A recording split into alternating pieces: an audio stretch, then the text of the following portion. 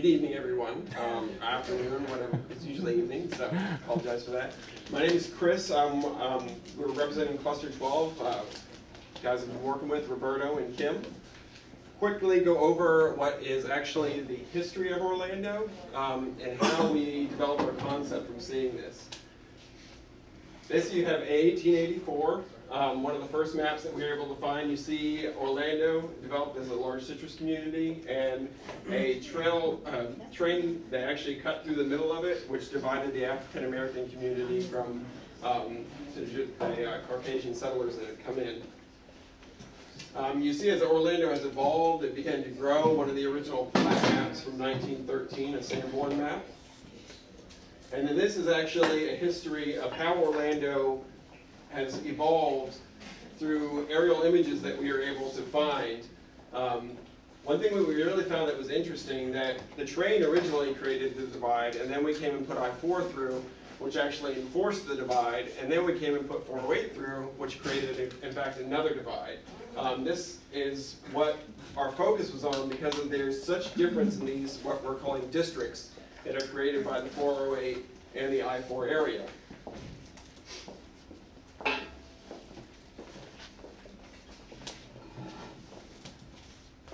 This is some more of Orlando as it's evolved through the years.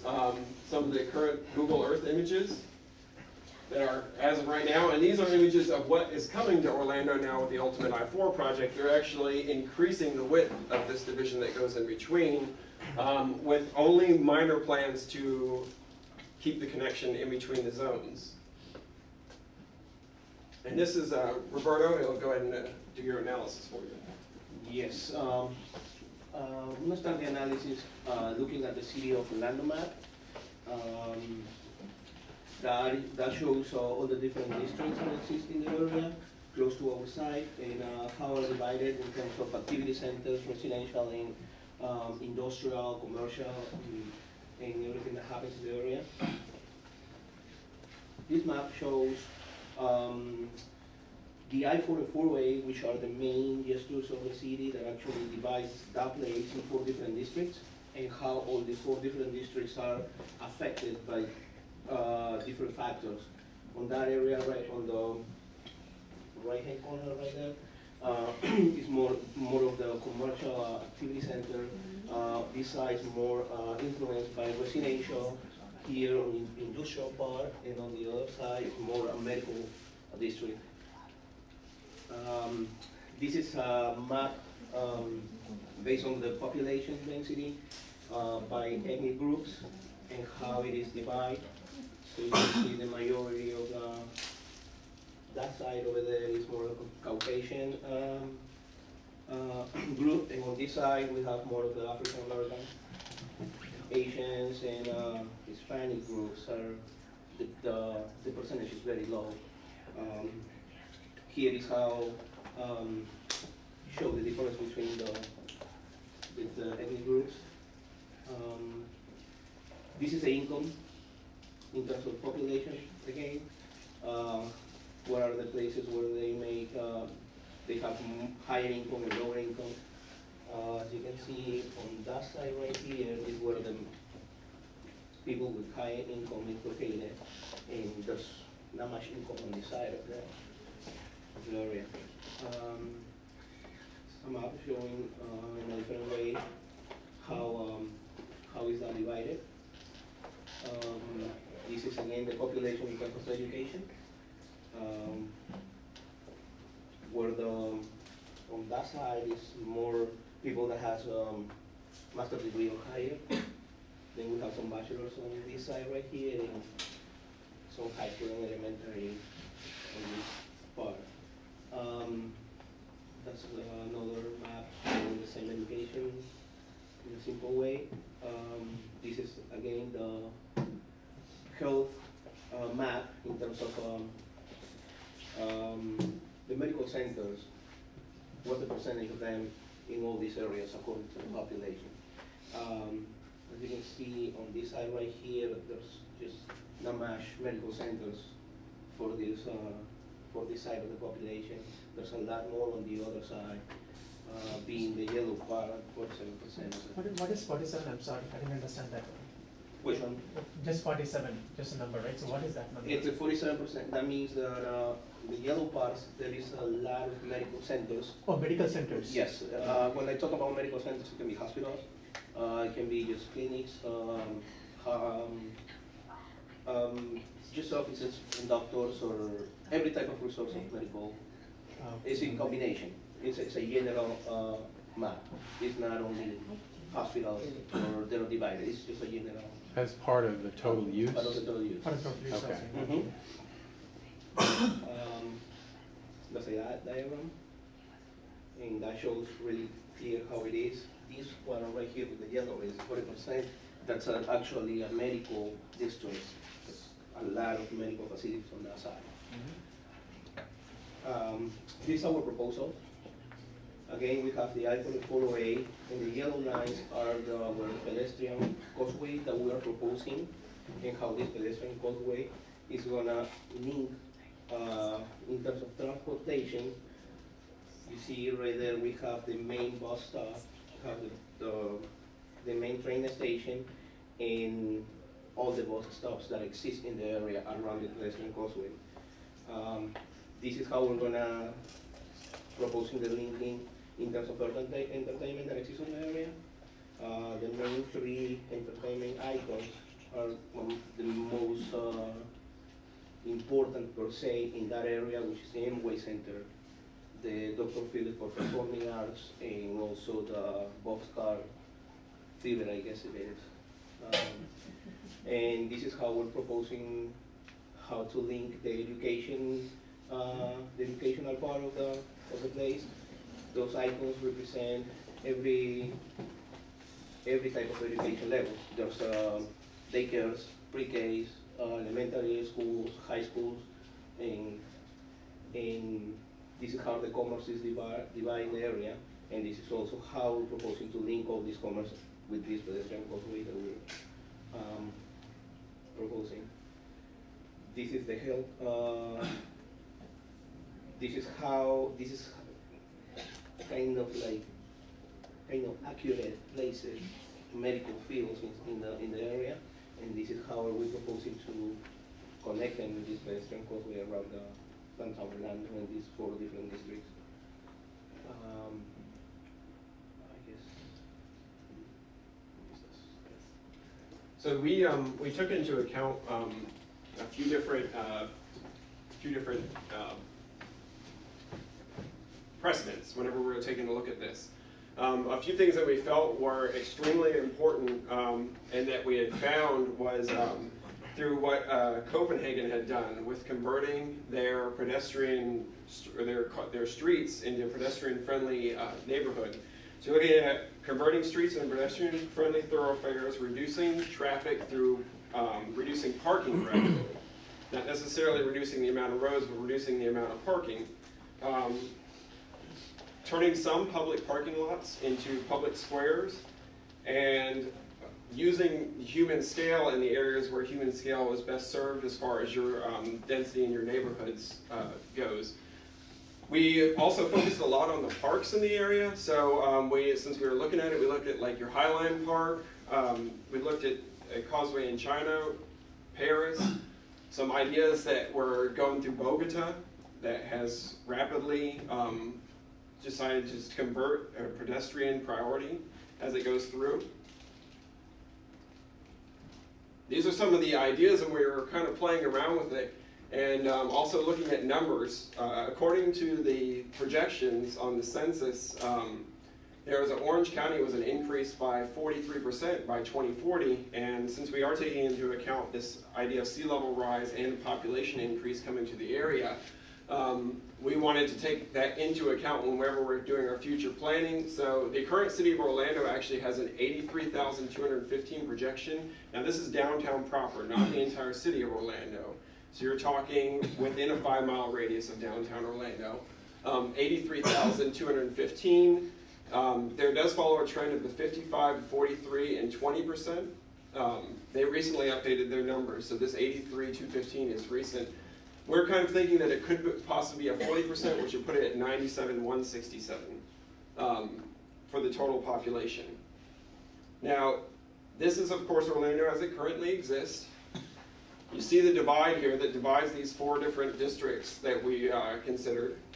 Now, the districts are, you have your commercial, your sporting district, your medical district down below, and it divides a community district into 3 different parts. This is the current zoning and how the actual map of Orlando exists right now according to the current zoning FAR and allowable building areas. This is our park introduced. Now this is our path introduced. Now this is where we've taken use of those parks and used the parks around Orlando as hinge points where you make a transition from one direction to the next. We felt that this was important. The paths where it's blue are pedestrian only. The paths where it's yellow are pedestrian and car shared pathways. And the area where it's red are areas that we had to raise up above the ground in order to go over some of the mixed use that is currently existing there. Right here is your future zoning. This is the density that's projected from future zoning. And with our path, we projected a little bit a higher increase in that zoning and what would result in a high effect area that would be created around this path. Now, in order to create this connection, a lot of the southern part of Orlando is already being developed, highly developed through the Creative Village. You have Amway up there. Of course, downtown's always been bustling. They have a new soccer stadium going over here. But on the north side, you have the greatest set of divide in between the two, with little reason to pass in between these 2 communities that exist here. So by creating a mixed-use downtown activity center on the west side and what would be a mixed-use, more health-focused downtown community center on the east side, and uniting those 2 with something that could be a bridge system to go over the larger I-4 into what could be a community-type center that can bring these 2 communities together, we feel would help strengthen this area. And by incorporating a mixed use in the what you see in the yellow on the map there, of high-density housing that could be a mix between market rate and affordable housing, we feel could create the diversity that these areas are severely lacking right now. This is the actual drive path along what we took for a route. We kind of did some sketches on how we thought this pedestrian causeway might work. And here we have the prototypes for some of those. Yeah, okay. So the prototype we looking at is based upon our driving route. So we try to propose some kind of the road section. What do you think about? So with some road, most of the road when we drive is not very good for the pedestrian. So we try to make some kind of easiest ways to make the parking, use the parking along the street to protect the bike lane and the pedestrian causeway. And this might be the other prototype is going through the, when the route is going through the highway, it's going to be some, it also combines some programs to make it as a bridge to connect the, these 2 districts. And some part of them, they might be have some elevated pedestrian causeway. So in some part, it's going to be in the middle of the road, and or also it also can appear in the side of the road. And here are some kind of renderings of that. So it also has some maybe interesting shape to connect to districts when it across the highway. And this is going to be, actually this is going to be our initial cluster, which is cluster 12. When this this route is going through the medical district, is going to be is directly floating on the lake and making it more lovely to the pedestrian. And here is some predictive result of city of our proposal. So this first one is going to be the actual existing model, existing buildings in our area. And the second one is going to be based upon the current land use. We scripting the all the information and extract all the buildings based upon the footprint and height. And this one is going to be based on the future land use. We also extract the data from the future land use map and extract the dwelling unit and FAR from that, and we build that. And then we try to apply our proposal route. Then how the buildings is going to be affected by our proposal route. So this one is showing the when the area is close to the root, it's going to have some affection data will be applied to the buildings. So this is going to be that. And then this is our what you see on the wall there, our final proposal map, along with what the area that we're really focusing on, like we talked about before, is this community that has the greatest division in between it. One important thing to know: all these proposals, these models that you're seeing are developed from this information and used through a program called Grasshopper and Rhino. So that's why you're seeing some of these sizes change, and why you did see some building in the middle of Lake Eola.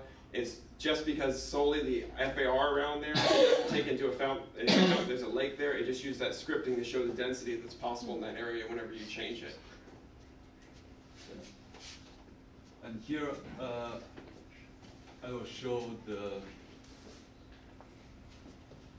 actual changes. So the first one, we can close up to this proposal route, and the first one is going to be actual existing city, and this one is going to be based upon the current land use. And the third one is going to be based upon the future land use. And the final one is going to be the change of the, when we apply the proposal route. Yeah. Thank you.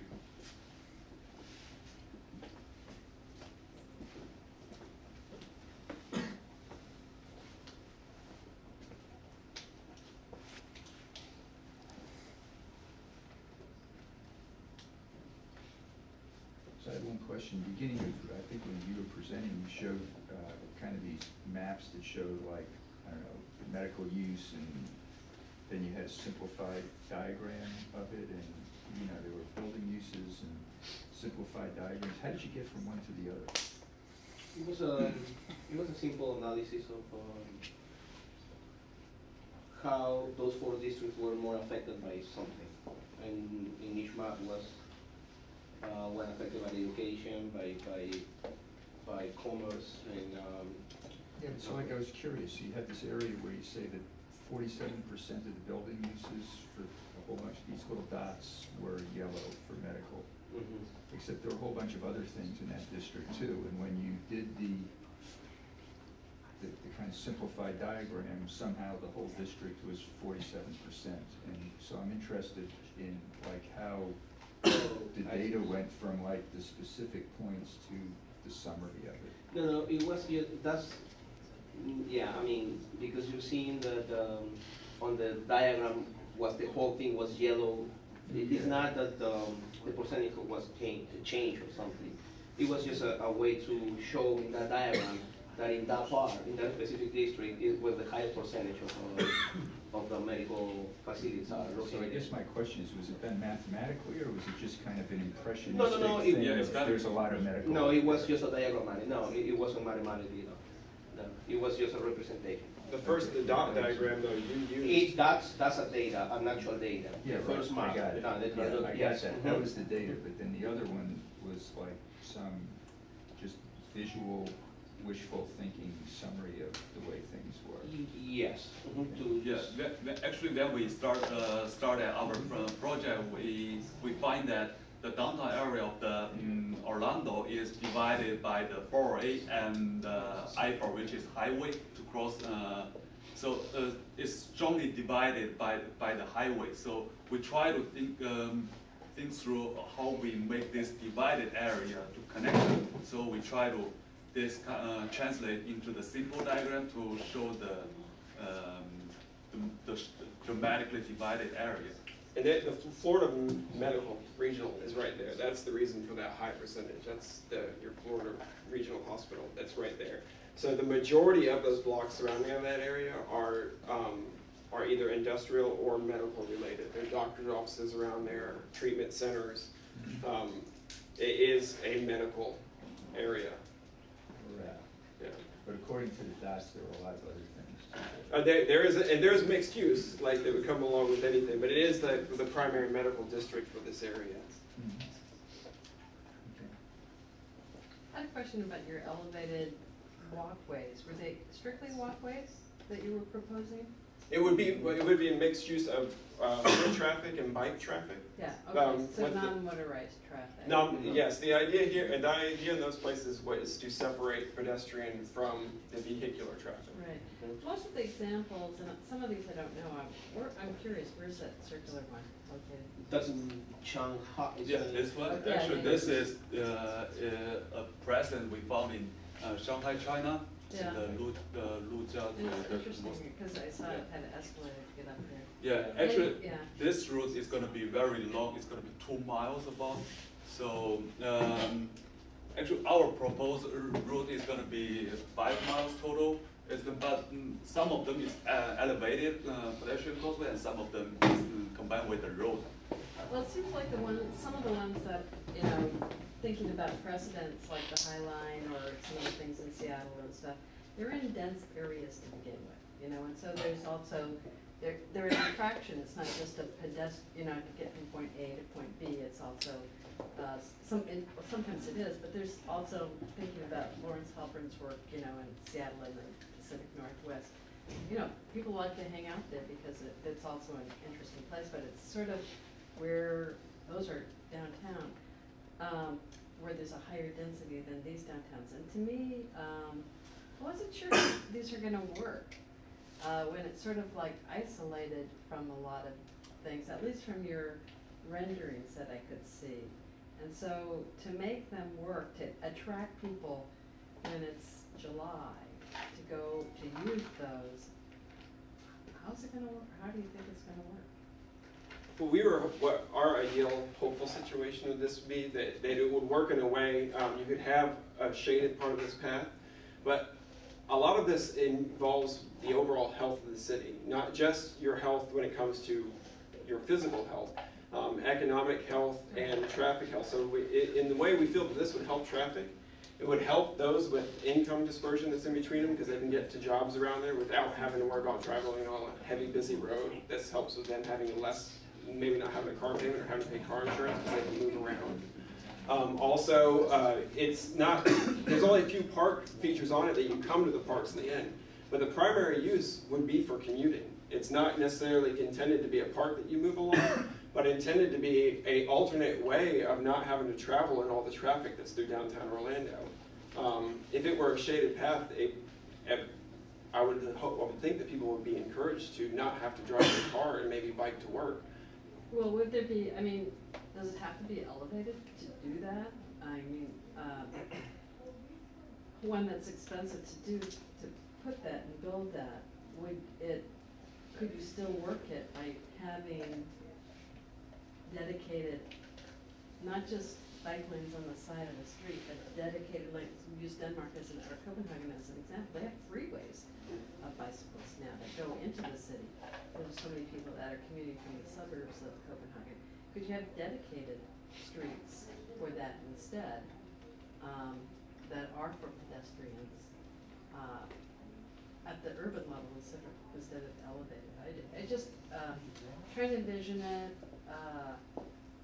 Don't see a lot of examples of where that happens unless it's in a relatively dense environment anyway. And I don't know if the trade-off in terms of expense would be appropriate. So just something to research a little bit more in looking at some of your precedents and how they've come about and how they are actually used, both those that are successful and those that aren't successful.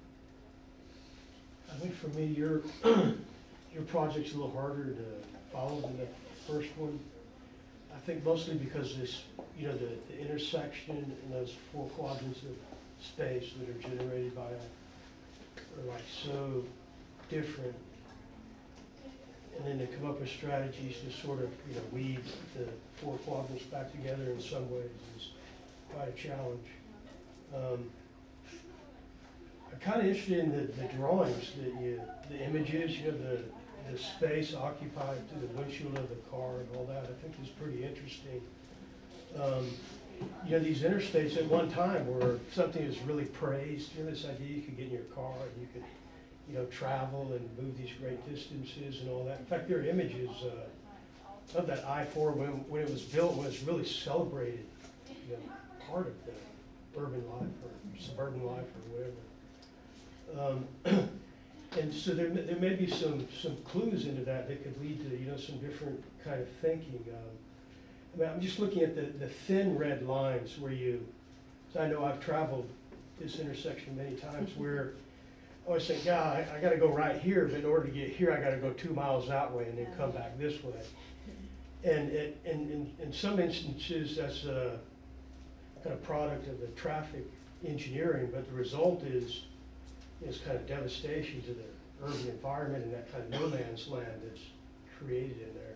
I think it's actually off little housing projects. Yeah, there is one right there in the middle. Southeast Right in quadrant, here. right? Yeah. And, I mean, on the one hand, I don't know if that was successful or not. It looks kind of isolated It's a project. to me.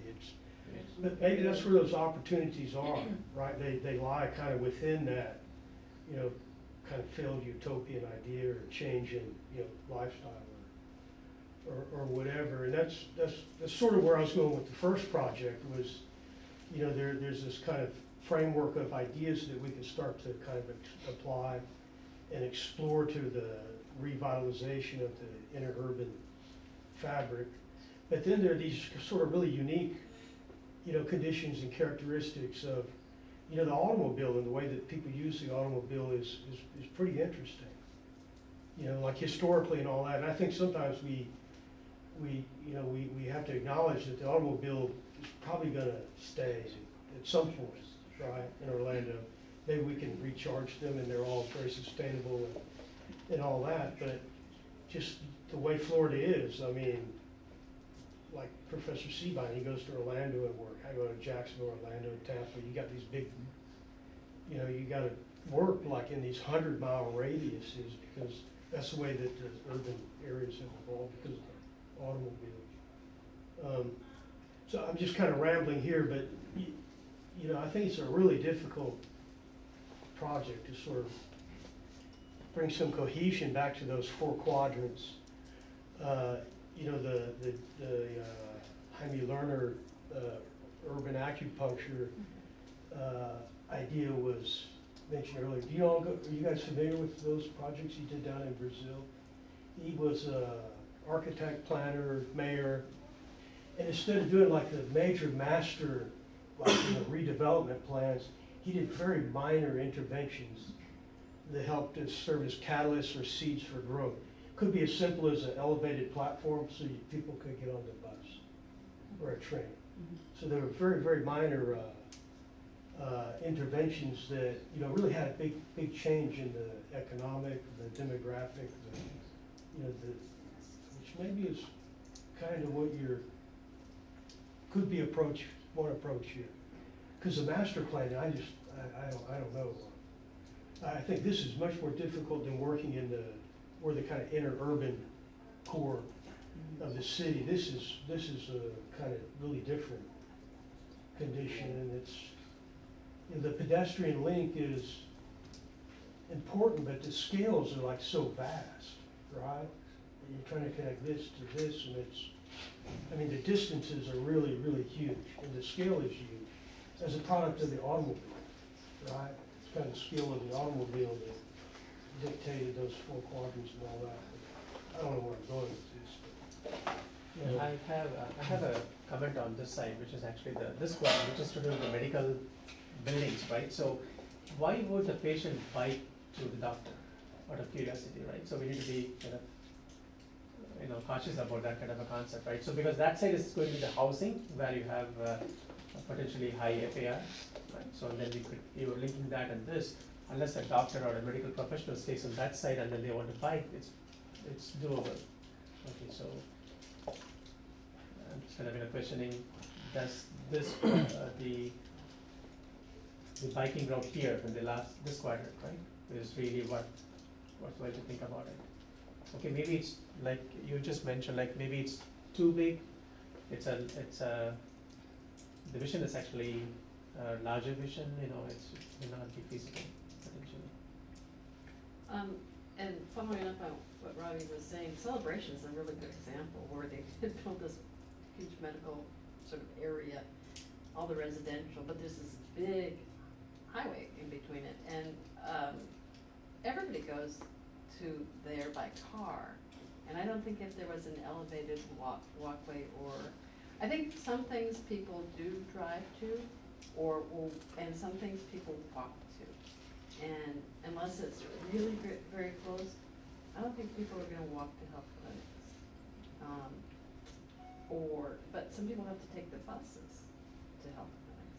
So I think that would be, in many cases, dedicated, and here's one thing, I think maybe this is where, you're right, maybe this is a whole bunch of smaller scale schemes that could connect the city. Yeah. So dedicated bus lanes, I don't know why we, Mexico, South America, dedicated bus lanes are, instead of investing a lot in light rail, is taking part of the street and it's only for the bus, and it goes, and because they don't have to deal with the other traffic, the car traffic, they're usually on schedule. So it might be some of these things that have been invented in other major cities that have had some problems, and sort of bringing them here and co-locating them in strategic areas based on sort of your first analysis to better knit this together, but in a different way than you would do in, a Kevin Lynch approach to this. Maybe it has to be something that's a little bit different because of the nature of how this type of community or city started or began to develop. You see, the interchange is something that you're always moving through, right? It's not like it's not like a destination, at least with the interstate. So in some ways,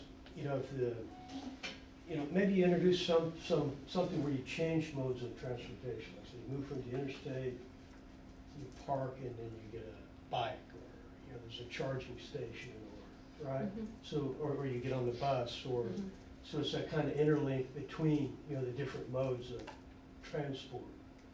And I'm just kind of thinking out loud of some possible programs or approach to way you can occupy this, just taking the lead of this. The space like through the windshield of the car, I think, is kind of what's triggering some of these ideas, right? Is a way that you occupy the city of Orlando. Now maybe you need to get on a bike, and you need to walk, or get one of those GoPro things, and just look at these different ways that you occupy those spaces of the city, and look for programs that can kind of capitalize on that. And instead of like solving the huge problem, right? You plant those seeds that I think are unique and adaptable to the different conditions that exist here. And I think, just following up on that, thinking about some of your precedents, like you mentioned Copenhagen, those may not be the precedents that you look at for Orlando. It's not even close to the density that they had to begin with, or the culture in that places, but maybe it's like a Los Angeles that you look at. And I'm from LA originally, so, there's a lot of similarities here. Certainly major interchanges is sort of an interesting type of node for the city that we don't think about. And Los Angeles has a much higher density than Orlando. Now, why did that occur, and what are some of the inventions in those cities that have the same type of sprawling history, those newer cities, instead of choosing some like Copenhagen or Shanghai per se? What is the phenomenological experience drawings? Because you didn't talk about those at all.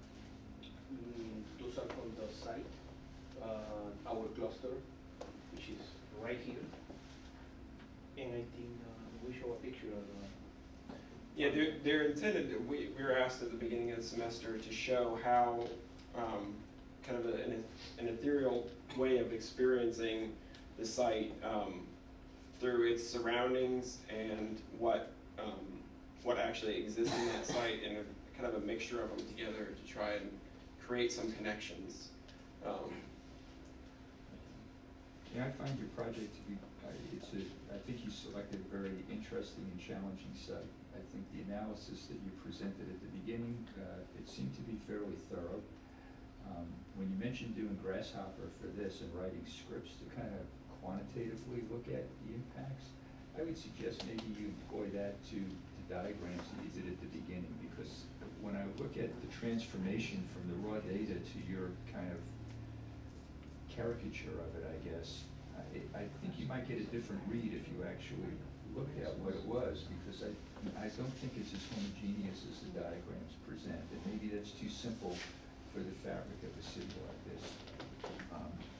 So, I think the analysis was really well done, and the selection of the site, the big idea of trying to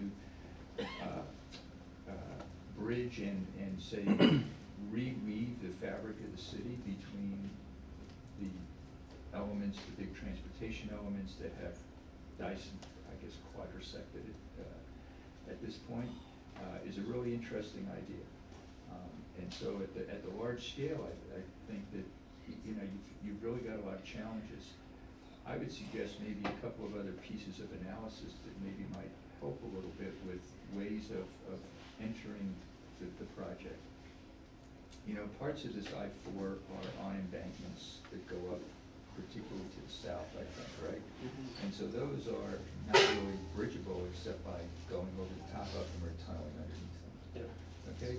But parts of it are raised up, and right now there are parking lots under it, and it's actually very permeable, right? You can actually walk or you could build, and there are these kind of places with a lot of leakage, so to speak, between these things. And so there is a divide that has a lot to do with sound, because it's really loud, and with program, because nobody's built anything there, and they're just like parking lots or empty fields and so on. And so maybe you get some insight into ways, so when you go under or over the solid boundary, that's one set of conditions, but like particularly where the 408 is, where you're going into downtown, that's all elevated there, right? I mean, there are some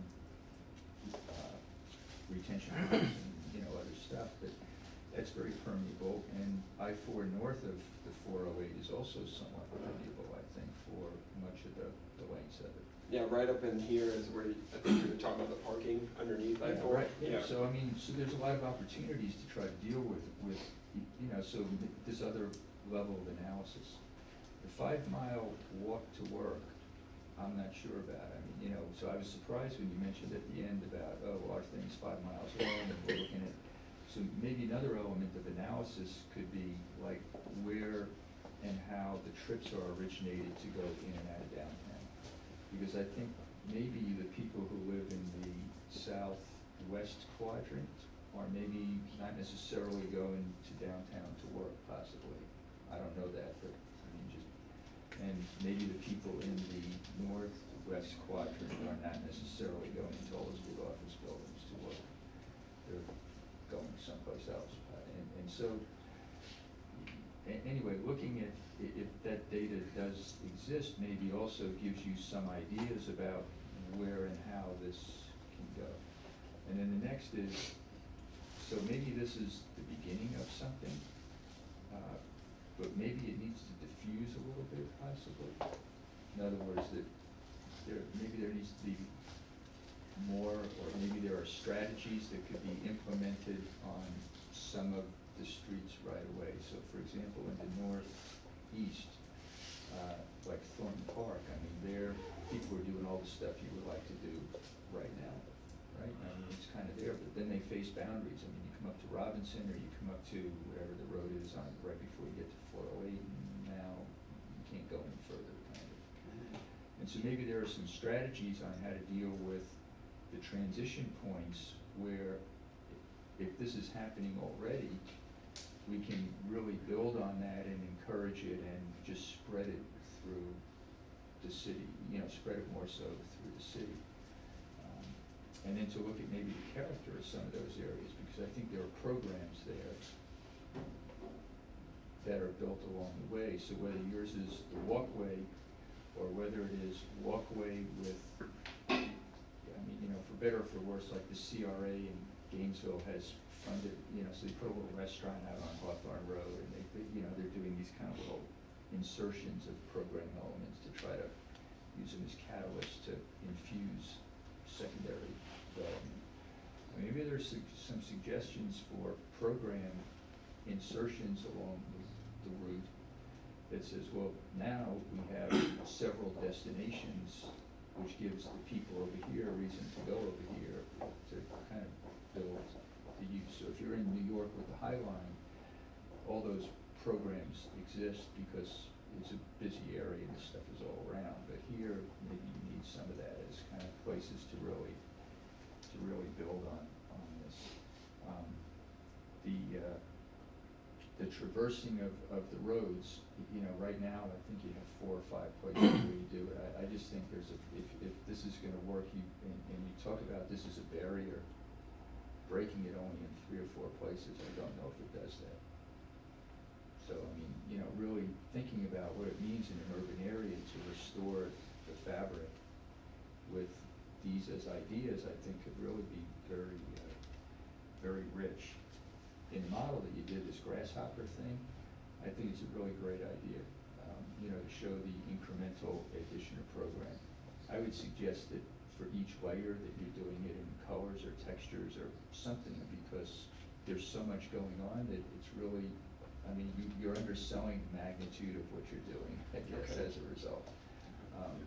And, you know, I guess if you know, you guys are familiar with it and you see all the things, and I'm looking at it kind of quickly and I'm going, oh, yeah, what happened over there? And, you know, so I mean, anyway, trying to get it to where, because I think in the end there's a huge difference in terms of the development that you're saying that you're stimulating, right? And, you know, anyway, so that could probably be increased, and I don't know if there's a way to write it, but maybe there's a way of telling it, like you can't put buildings in Lake Eola. Yeah. Or maybe you just manually eradicate it. So that those kind of things, like, you know, anyway, you know, I got the zoning code thing, and, yeah. you know, but anyway, you can adjust some of those things. So anyway, I think it's a really interesting idea. You didn't talk about an interface with links. We had tried to plan the route, and so it came in touch with it, but not. There was the place where it really ran along it was down I think Magnolia right there. Yeah, but the links thing is somewhere within your development area. Yeah. I mean, the main terminal, right? Oh yeah, it's up north. Yeah, and there are bus terminal. stops all throughout your area. And I mean, somehow, you know, the kind of interface between the bike, the pedestrian, the bus. Somebody else mentioned the parking areas, maybe if you're up to State Park, and you know, anyway, the interfaces between these modes of transportation, maybe, again, it's a place where you have a destination, and it, you know, kind of a node of intensity. So I think that's a potential strength that your project could really add to just build on existing infrastructure. Yeah, so it's an urban infrastructure intervention kind of project versus the first one, which was what, fabric and buildings and density. I mean, I think it's They're really, different really projects. interesting, because I mean, you know, even when you walk down Orange Avenue in the middle of downtown, it's kind of like, you know, even at lunchtime, I mean, there just aren't enough pedestrians for the magnitude of what's should be there coming out of all those big buildings. So I mean, really trying to strengthen that through investments in the fabric, I just think is a real strength to your, potential strength to your project. Great comments. What I think is interesting, oh, Robbie, go Yeah, ahead. one last comment. Talking about grasshopper, and then, you know, getting back to Professor Saban's comment on, you know, using grasshopper, what you could do is you could develop some criteria, for example, the direction of the bicyclist moving. So basically, and also the number of bicycles that kind of, you know, go around in these directions, right? So for example, you could have less number of bicyclists in this zone, this area, right? And what you could do is you could determine that, allow time series so that you can identify the inflection points. And those are the points where you want to think about something like you could have a parking, or you could have some new elements that could actually do it. So this is purely a visualization, but I want you to go beyond visualization, introduce some criteria, some variables, run them, and then identify some commonalities, some interesting points, and then say, you know what, this is what I want to do. This location I want to develop into. Then it becomes interesting. And you'll be able to realize that maybe you don't need to even have bicycle, pathway here at all. Maybe it's squeezed, right? Yeah, I agree absolutely with going beyond visualization with the scripting if they have the power to do it, for sure. We've been using, ArcGIS as best we can to try and do some of these things. Data is hard to get, we've run up against, and the usability of that software is awful for all intents and purposes. But Kim especially has the ability to bring these things into Rhino, and if we can use Rhino to interpolate, make use of data, and make decisions according to it, I think it'd be awesome. What? Go ahead. Yeah, I guess listening to the comments, it's suddenly dawning on me, which apparently has dawned on the rest of you already, is that y'all's solution is primarily focused on corridors. And so maybe the issue here is that you haven't, you sort of haven't fully assessed the options that these various corridors provide. And then in some cases, the corridors need to be segregated. So if you think about Sherry's point about dedicated bus routes, if you're going to take an existing 4-lane corridor and devote 2 of those lanes to buses, then you're probably not going to have enough room for bicycle lanes. So it may be that the bicycle lanes have to be moved to a parallel corridor. But it seems to me that and this is really interesting for me because this is one of the things that we don't incorporate into the suitability model, but it's this use of corridors in their many complex ways that you're offering up as a solution, and I find that really fascinating. It sounds like you need to think a bit more in a more nuanced way about how to take the corridors and use them appropriately. And so, when you take this idea of dedicated bus lanes, that has an implication for the uses on either side of the roadway. Buses are noisy and all the rest of that. So, outdoor restaurants probably aren't a good use for it. But this really is fascinating, this idea of using corridors or in complex ways to solve a problem like this.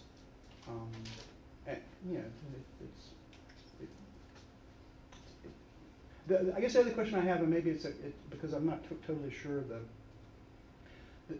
the focus on this was really more looking at a larger scale, not specifically on the relationship to the Sunrail system or to the affordable housing properties themselves, but this is really more of a more general urban design.